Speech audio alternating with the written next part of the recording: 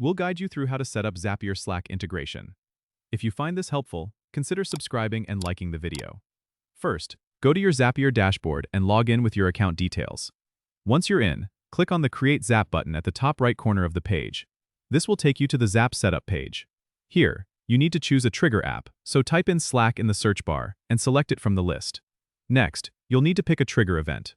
For example, if you want to be notified in Slack every time you get a new entry in a Google Sheet, choose New Spreadsheet Row from Google Sheets as your trigger.